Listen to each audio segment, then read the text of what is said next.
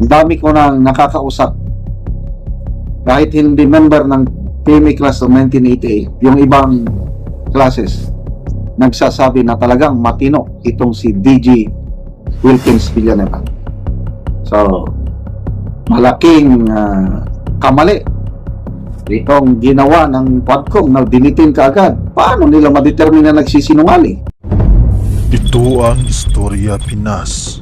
Nagkaisa na at nagsanib puwersa ang 62 mga retirado at active na police major generals, brigadier generals, major generals, lieutenant generals at colonel, captain at iba pa para sa isang manifesto na suporta para kay former PDEA Director General Wilkins Villanueva 1983 class, 1986 at 1998 sa pagkontempt ni Congressman Paduano na dating commander ng Alex Bungkayo Brigade kay former PDEA Director Wilkins Villanueva sa pagsisinungaling na wala namang matibay na ebidensya na nagpapatunay na nagsisinungaling si Wilkins Villanueva. Binansagan na ng netizen si Congressman Paduano na buhay contempt ng House of Representatives at ayon pa sa isang public post ng isang retired police general, Leonard Carlos, in the past days, we witnessed how an abusive former enemy of the state turned party list representative accused of lying without presenting any evidence, a decorated anti-drug operator and public servant for over 38 years, cited him for contempt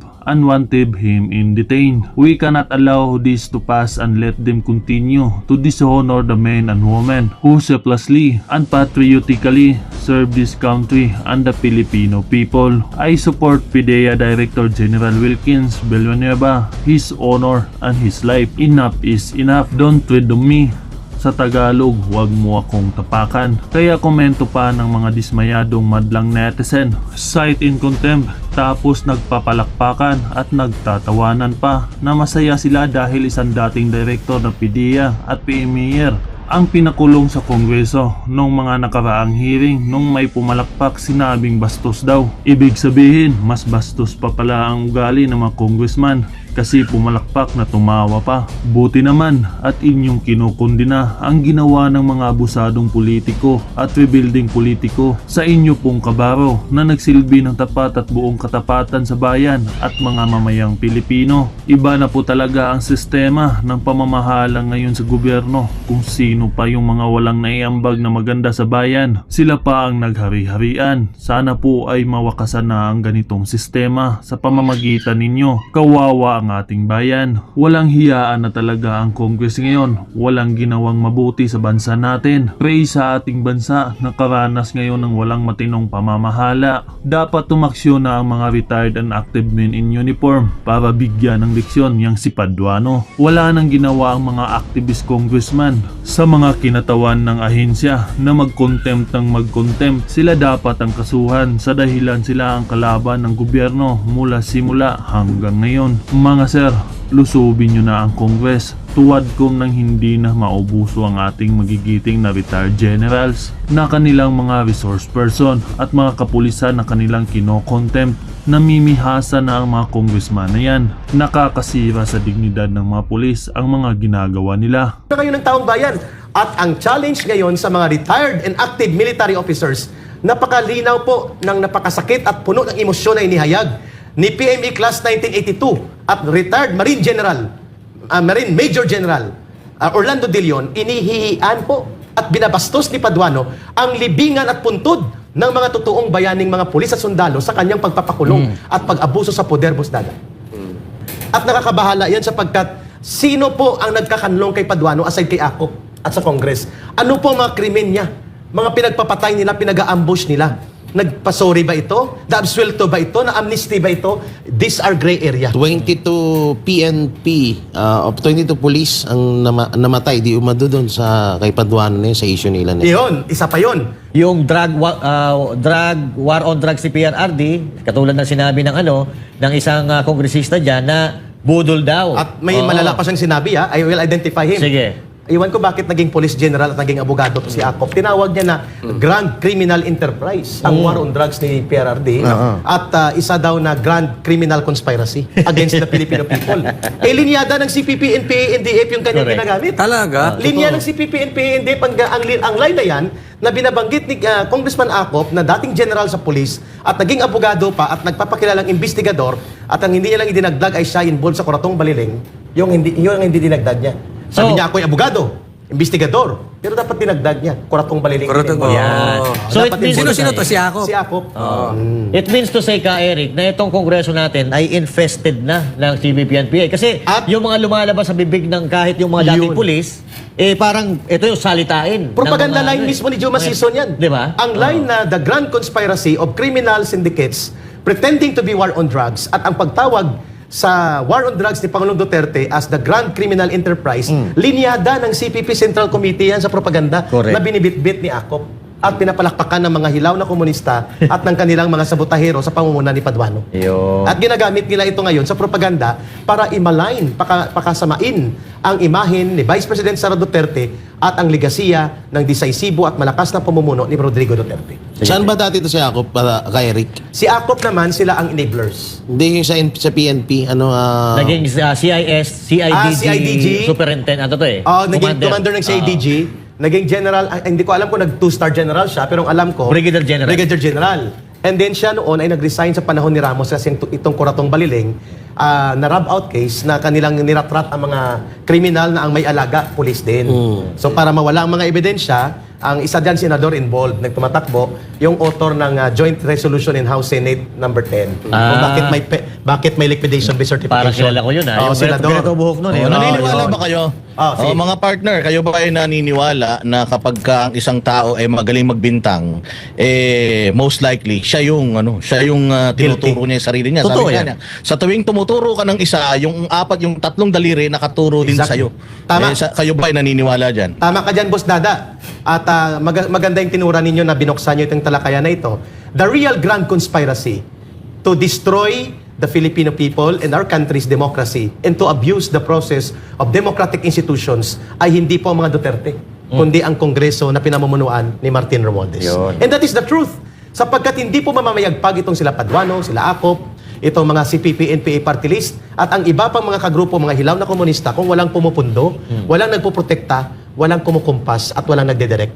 Yan. At meron ako kwento. Ngayon daw, ang death anniversary ni Joma Sison. Oo, tama ka. December Saktong dating mo rito. 16. Yes. Ngayon. At Congratulations. Ay, happy anniversary, death anniversary. At malamang ngayon ang mga komunista Sorry.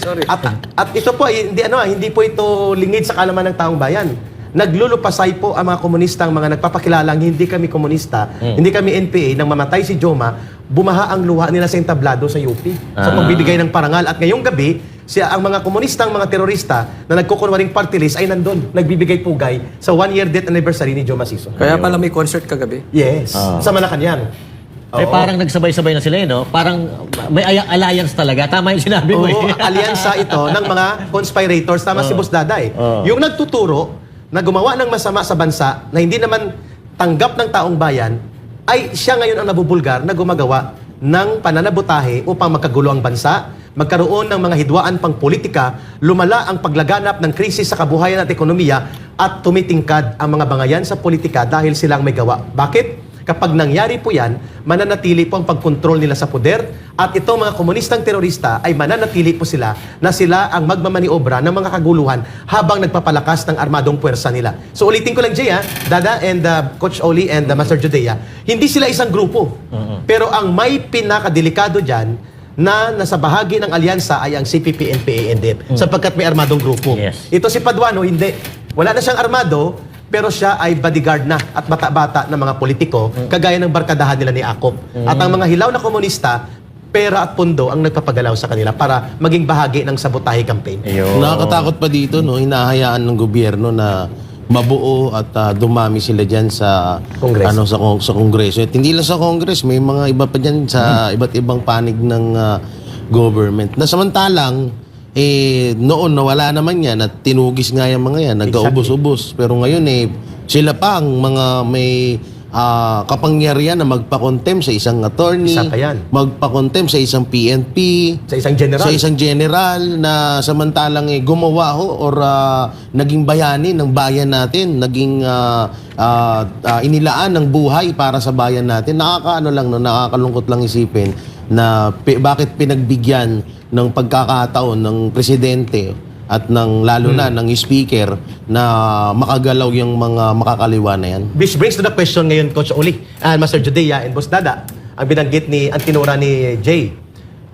Ito ba si Karapali Luwalhati o si Paduano ay absuelto na sa mga kasong kriminal na isinampa sa kanya? Walang record kung na-dismiss o hindi. Yan ang tanong natin.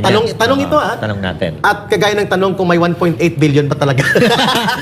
Delikado tayo dyan, Eric. Easy. Yung ano pa yun, kapag galit ka pa daw, additional, 500K.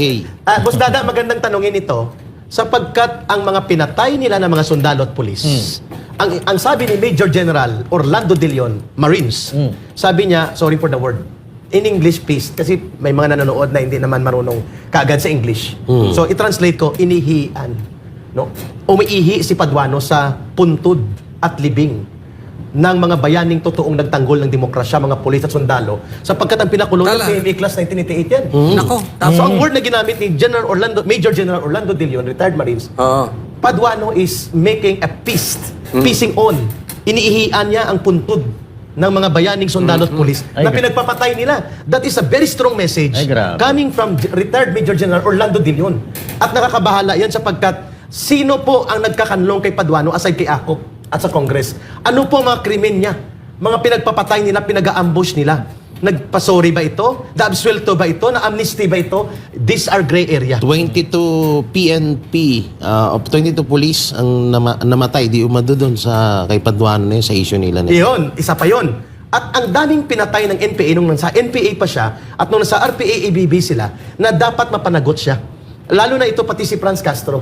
Dahil under appeal siya, samantalang si Pastor Kibuloy ay hindi convicted, may kaso lang, hindi makalabas. At ang mga ministro ng KOGC. Samantalang itong convicted criminal sa Toro Campo and Franz Castro ay hindi nakukulong at si Paduano na most likely may mga pending criminal cases sa pagpatay sa mga pulis at sundalo, panununog at pangbobomba at hindi inilalantad ng gobyerno ngayon, sino ang kadler niya?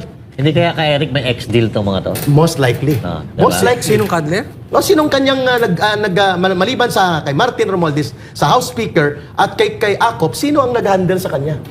Pwede ba ito? Nagtatanong na ngayon ng taong bayan.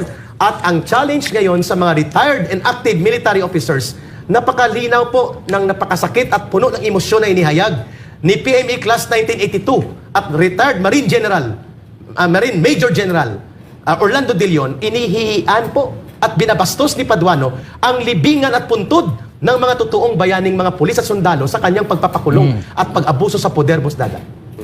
Sa kay, Question. May question lang ako kay Eric since na-discuss naman natin itong issue ng mga makakaliwa na sa gobyerno. Meron kasing nagsabi sa akin na isang PMA na retired na ito daw si General Browner at saka itong si Teddy Bagilat na kilala mo naman siguro yan kung ano din ang affiliation ni Teddy Bagilat. Sila daw ay magpinsan.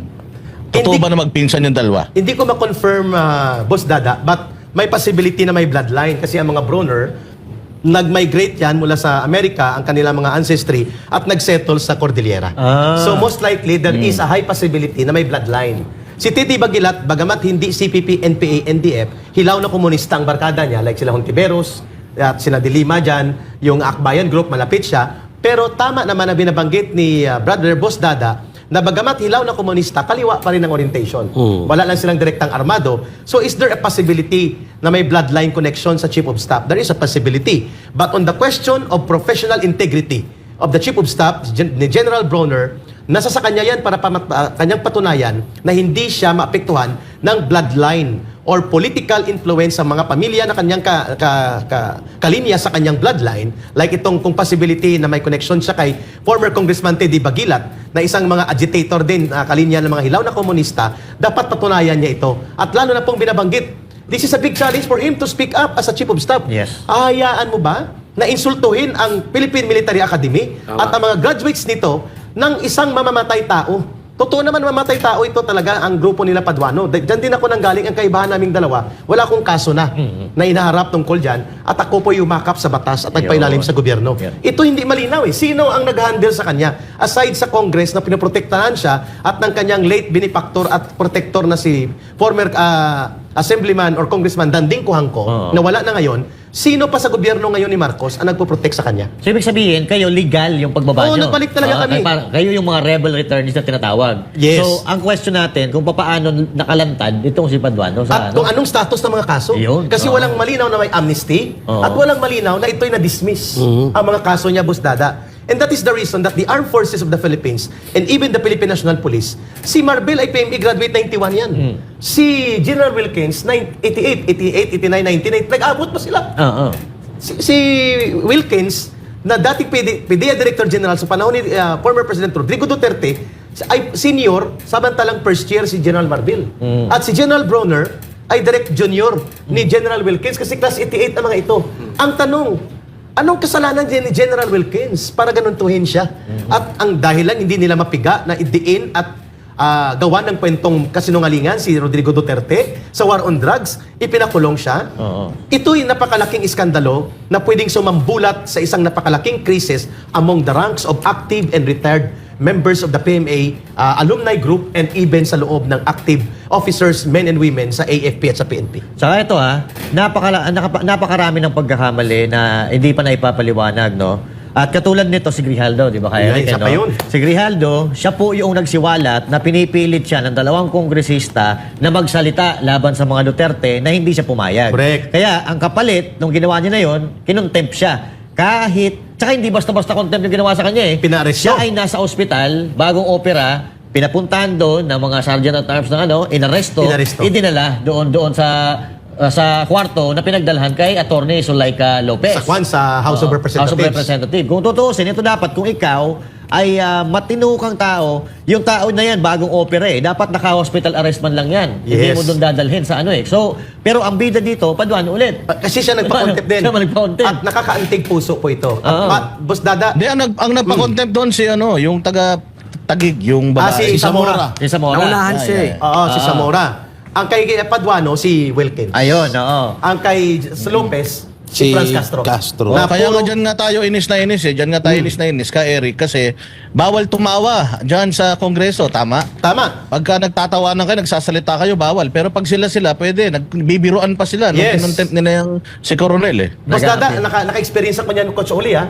Nang kami kinontempt na una ako kay Ma'am Badoy ng mga 8 oras. Siya kasi gabi na, alas 10 na or 9. Ako ay mga alas 2. So mga 8 oras akong nauna ng contempt. Ang isang nagbigay ng pananakot sa akin, si Akop. Nako. Sabi niya, baka hindi mo magustuhan ang gawin namin sa'yo. Aba? Yun talagang word niya. Huwag mo kaming pilitin gawin namin ang hindi mo magustuhan. Sinagot ko siya, so be it. Oo. If the nation will see na walang karapatan ng mga resource persons dito, gawin nyo. At si Paduano, tumayo talaga ako, Boss Dada. Sinadya ko yun na gawin. At hindi ko pinagsisihan dahil sinasabi niya na out of order daw ang request ko. Ang sabi ko, very basic. Ang mga resource persons na walang abogado, hindi basta-basta kine-cross-examine dito. Kasi karapatan yan sa kasaligang batas. At kung ano man ang sinabi ko nung nakarang hearing na walang abogado na nag-guide sa akin, marapat ko na hingin na yun ay i-delete. Nagalit siya. Tapos nagagalit na siya, tumayo ako. Sabi niya, wag kang bastos. Sinabihan ko talaga siya, hindi Lagi ako naman bastos. galit yun eh. Palaging galit. O palagang Pinaglihi nga sa sama parang ng loob yun. pinaglihi sa Watusi. Parang hindi mapakali, no? Parang nilalagyan Si ng attitude Watusi. boy. Ang sabi ko sa kanya, hindi ako bastos. Nagpapaliwanag ako. Kaya marami po nagsimpatya noon nang tinawag ko silang kangaroo court. Sapagkat walang hustisya, Boss Dada, muro-muro, bullying, at walang kinikilalang batas. Ang opening statement ko was very clear. Ang sabi ko sa kanila, this Congress and this committee, you are not above the law. Yan, tama. Anniversary nyo rin ata eh. Noong December 5. Mag-isang taon na. Oh, isang Tapos taon. kahapon kami Isang na-release. taon ng bilis, Malay no? mo, umabol ka pa. Kay Eric, ano na pala? Kay Eric, nag-upgrade na rin pala ang House of Representative ngayon, no? Kasi kung matatandaan natin, may ang Korte nasa House of Representative na. Ang COA nasa House Nandun of na rin. Representative. Ngayon, pati pala hospital, meron na. Kasi, oo. ultimong si General na kaka-opera lang, doon Doon isinugod, na siya. imbis na doon sa hospital. Okay, at nandun na rin po ang BJMP. O yun pa, BJMP, nandun na rin. At maya-maya lang nandun na rin ang New Bilibid Prison. Ilan ba kwarto dyan? Palagay ko dapat magdagdag sila dyan eh. Kasi araw-araw may pinapakontempt sa halos eh. Pero kung mayroon dapat makulong, mula sa galit ng taong bayan sila. Dapat hindi na yan palabasin. At sa ang loob ng malala pa compound. rito, kay Rick, baka yung Malacanang, dalhin na doon. Mukhang kahit wala doon ang Malacanang, ang poder ng Malacanang nandun na. Yun ang Extension ng pinakwento. Malacanang ata yan. Parang extension ng Malacanang. Extension. So sa madaling salita, parang wala sa Malacanang ang Ang totoong presidente. poder, correct. Kundi nasa House of